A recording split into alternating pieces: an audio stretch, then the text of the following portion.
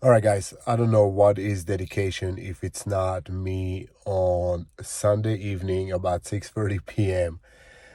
Realizing that this week just flew by because I was in Georgia teaching a defensive tactics instructor course for healthcare and just been super busy, but a podcast has to drop tomorrow, Monday morning, and I am here recording it in my car.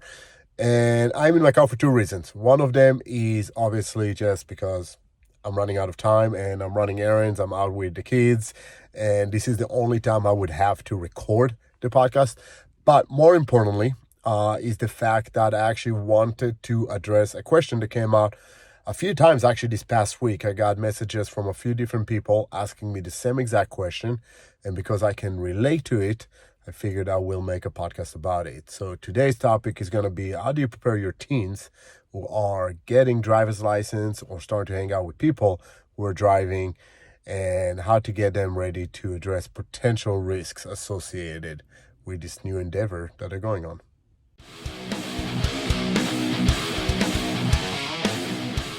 So as I mentioned, I had a few friends reach out to me this past week. One of them is as a daughter similar age to mine. Both my daughter and niece just got the learner's permit, and they're about to start driving soon. The third person actually reached out in the sense a little bit different. He said, my child has zero interest in driving, but they're hanging out with kids their age who are driving, and obviously there's not just a trust issue with that because I can control to some extent what my child is doing, but I can't control what other kids are doing. And peer pressure, as we know, is a big issue regardless. So certainly when we get in the car with other kids and start doing stupid stuff. So how do we manage that? So this is my advice to them and to myself in a sense, and hopefully you guys can learn something out of it. Everybody acknowledge, and obviously I'm going to start with that situational awareness is key. Don't put yourself in a bad situation to begin with. Keeping your head on a swivel is obvious. If I'm driving, checking the mirrors, making sure the windows are up, the doors are locked, that is obvious. But also if you're a passenger, be another set of eyes, stay off the phone. Harder or easier said than done. As I agree, it's hard enough when we're talking day to day, certainly when we're in a group in a vehicle. I know us as adults, we tend to be on our phone all the time, certainly as passengers. So certainly kids and teens will be more prone to doing so. So we have to remind them the importance of being that second set of eyes. Situational awareness also in my mind goes to where should they go and not go, right? So the bottom line is that we can guide them into some areas of town that they should probably stay away from. And I don't care where you live, in this country or abroad even, every city has an area or a pocket where you should probably stay away from. So as a parent, I can guide my child and tell them don't go here, don't go there, right? I live in Maryland. There's parts of Baltimore I wouldn't want to be at, right? Not as an adult, and certainly don't want my child at. But that goes around to any part of the country. But let's be honest, as a parent, especially once my kid starts driving, I will not have 100% accountability of where they are at all times. So to some extent, they need to be able to take on that responsibility on their own and be able to gauge where they should be, where they should not be, do their homework, be vigilant about it, don't be stupid, and stay away from areas you shouldn't go to. There's more than one way to get from point A to point B, and if road A takes you through a path that is not the best or not the safest, then take another one, even if it's a little bit longer, or maybe there's a toll along the way or whatnot. As a parent, my role is to encourage and reinforce this with my child and let them know, listen, I'm going to give you back the money for tolls if you need to. I don't care if you're late to wherever you're going. Just don't put yourself in a bad position. If we start reprimanding our kids for showing up late or for spending a little bit more money because they try to be safe, then we're not helping any, and we're just contributing to potential a bad situation to occur. So that was one. The second thing is I want them to know how to manage police, insurances, and so forth. Because let's be honest, we are certainly concerned about their safety in terms of carjacking, stuff like that. But more realistically, unfortunately, what's likely going to happen is that they're at some point going to get into a car accident, right? It happens to everybody, almost everybody. And it may not be their fault and may not be anything grave, but and hopefully it isn't, but they're going to get a little fender bender at some point. Somebody's going to hit them. They're going to hit something.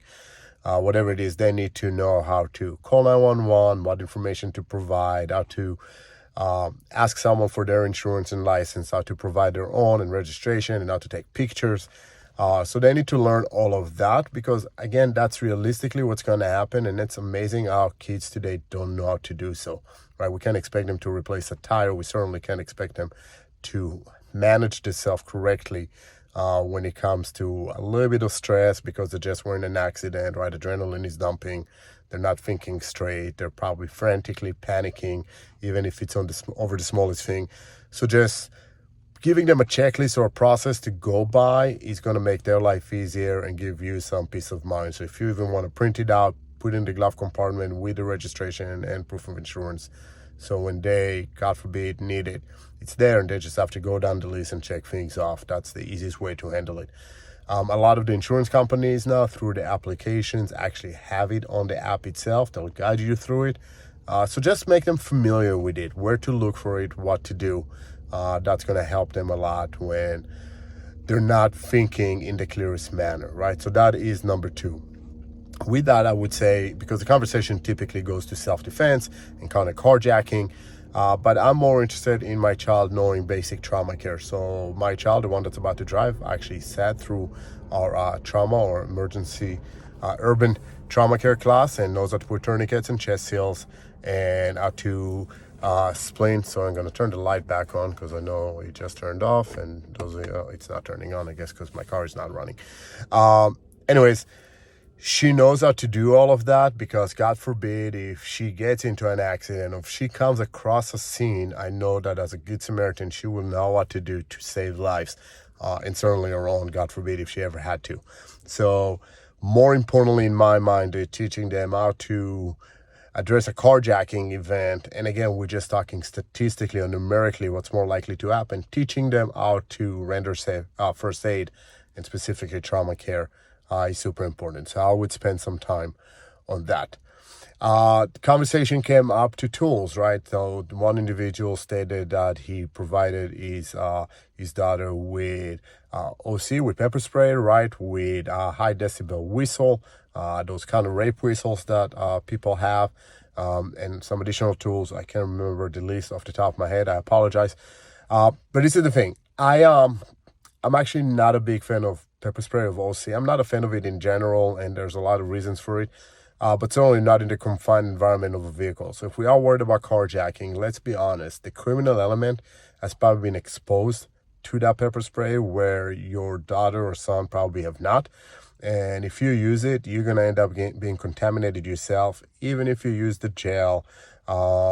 Certainly when you're within the confinements of a vehicle, let's say if that individual got in the car or just outside the car and you decide to deploy it, there's a high risk that that child will render themselves inoperable more so than the bad guy. So I'm not a big fan of pepper spray. And not to mention that the majority of the ones that people buy today are the mist, and those disperse everywhere. So if you don't want to put yourself out of the fight, or in this case, your child putting himself out of the fight, or any opportunity of escaping and defending himself, pepper spray is probably not the best tool.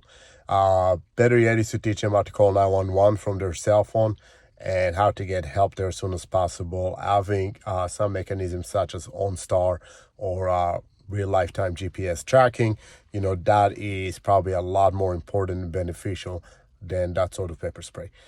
Teaching a kid about the difference between a primary and a secondary crime scene is paramount. So not to make this a full class on that, but understanding that in a primary crime scene, let's say somebody wants to rob them or even take their car, compliance is probably has a higher probability of success and a safe resolution.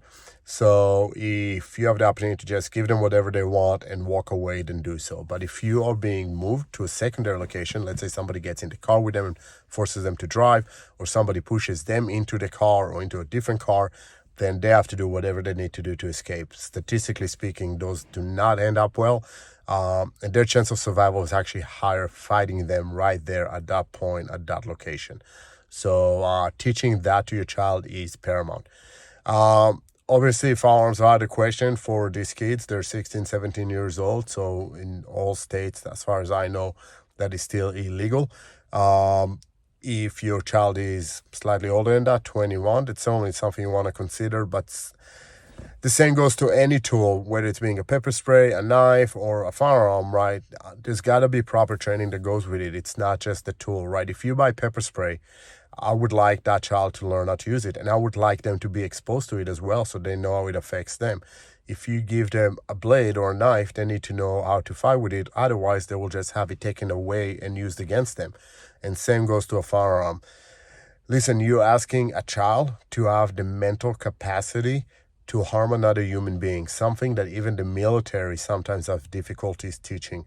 So when we take 18-year-old kids and try to make them soldiers, the military goes through a lot of lengths and depths to recondition the human behavior to allow us to feel comfortable, and I don't know that that's even the right word, in taking the life of another human being. Don't think that your child at 16, 17, with zero experience, zero training, zero exposure to anything like it, will have that capacity. So we have to keep that in mind. And I think giving them a tool may be counterproductive and it may not be beneficial. I know a lot of parents like to do it because it gives them a peace of mind, but I would argue that it gives the child a false sense of security, and that may lead that kid to actually put himself in bad situation thinking, well, I have that pepper spray, so if something happens, I have that on me. Where if they didn't have it, they'd probably practice avoidance more. And let's be honest, like I always preach, right? Being proactive or preemptive is much more important than being reactive and trying to address a situation once it's too late. With all that said, the last element that I will throw at you is taking them to a true counter vehicle, not a counter vehicle ambush, but a counter carjacking seminar. So we offer them at Masada. Obviously, my daughter had to go through one, about 3 hours of understanding situational awareness, understanding where to position the vehicle, where not to position the vehicle at lights and intersections and parking spots, understanding the process of a carjacking, what are the steps that the bad guy is going to take so they can recognize those and avoid those. But then they also learn how to disarm people with a firearm inside the car or outside the car. And the only reason I wanted my daughter to take that, because I just talked about it, I don't want them necessarily to think reactively, is because sometimes things are outside of your control. So I don't give my daughter a gun, I don't give her a knife, I don't give her pepper spray. But if somebody's in the car and points a gun at her and she knows that she should not be moved because she learned the difference between a primary and a secondary crime scene, then at least I know she has a tool to defend herself if needed. She learned how to disarm people with a gun where she's on the driver's side and people are outside the door when she's driving and somebody gets in on the passenger side or even behind her. She learns the skills. And are they foolproof? And is she going to be an expert? 100% not. And I hope I did a good job of not instilling a false sense of security by constantly explaining to her how prevention is the key in all of these events.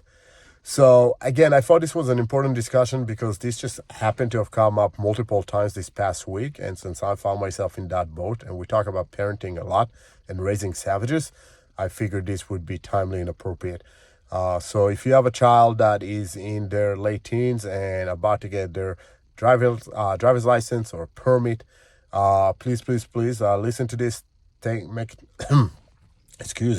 Take notes, pay attention, and make sure that you provide your child with the right information, empower them to do the right thing, give them the freedom so they don't feel suffocated, but yet explain to them that the importance of these things and how they should feel comfortable coming to you. Because ultimately, my goal as a parent is not to bind my child. We were all teenagers at some point. We all disobeyed the parents, went to places we weren't supposed to, at times we weren't supposed to. But one thing that I want my child to always understand, that they can call me, I don't care what time of night it is, and no matter what happened, and there's not going to be any ramifications.